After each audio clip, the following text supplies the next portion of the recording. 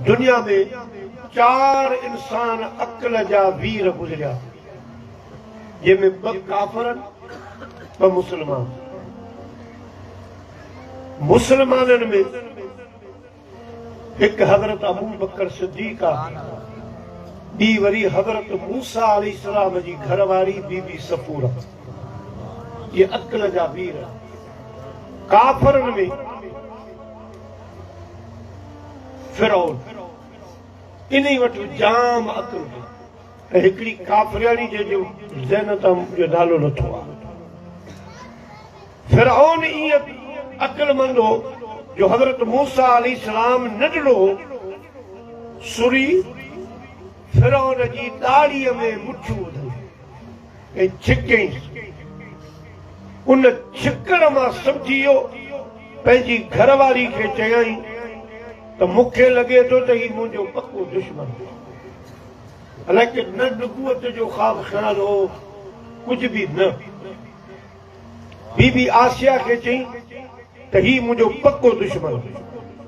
बीबी आसिया चई हीउ मासूम आहे, हिनखे तुंहिंजी कहिड़ी ख़बर, तूं केरु आहीं, छा आहे, हीउ अलाए छा थींदो।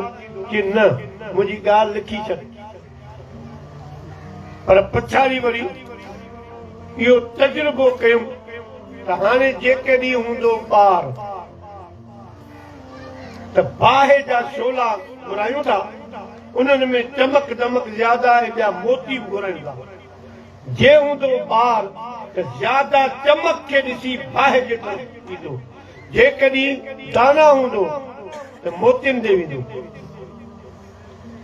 बीबी आसिया खे फरमायो त 2 थाला घुराई, हिकिड़े में टांडा, हिकिड़े में मोती।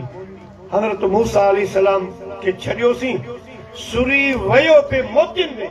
पर अल्लाह सी जिबरील खे हुकुम कयो त हथ खां वठी टांडनि में टांडनि ते खणी वञ।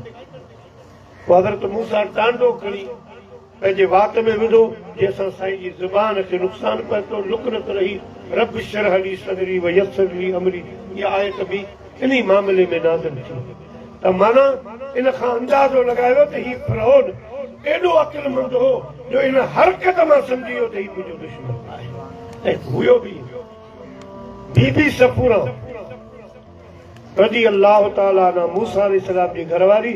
हज़रत मूसा बकरियूं काहे खूह ते आयो त अम्मा सफूरा जो ही पांचो जेको हुयो सो थोरो मथे हो, जंहिंसां हे पिंडलियूं ज़ाहिर हुयूं। त हज़रत मूसा अलैहिस्सलाम यकदम पंहिंजो मुंहुं हेॾा फेरे छॾियो। जेसि ताईं अम्मा बीठी हुई तेसि हेॾा न ॼाणिया। पोइ हज़रत बीबी सफूरा पंहिंजे पीउ खे ॿुधायो त हे जेको बकरियुनि वारो हमरा जो ख़ुदा जो नबी, अञा नुबूवत जी दावा वग़ैरह को ऐलान कुझु बि कोन हो, नंढड़ो साईं मूसा। ऐं उहा ई ॻाल्हि साबित थी। पाण परमाणु जी अखियुनि जे पर्दे मूंखे ॿुधायो त हीउ त हस्तिया नबी। अहिड़े नमूने सां हज़रत अबू बकर सिद्दीक़ बि अक़ल जो वीर गुज़री।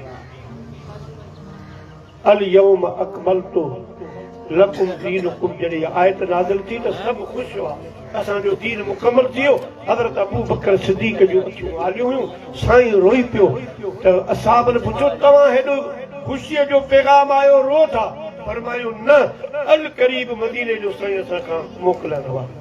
दीन मुकमल थी वियो, साईं जो कमु पूरो थियो। हाणे वञण वारा जीअं चयूं तीअं थियो। हज़रत अबू बकर सिद्दीक़ रज़ी अल्लाह ताला अन्हु नंढपण में पंहिंजे पीउ खे चयो त हे असांजा ख़ुदा नथा थी सघनि, हे त गूंगा न ॿोढ़ा न ॿुधनि न कुझु न मख हटाए था सघनि, इहे असांजा ख़ुदा कोन था थी सघनि।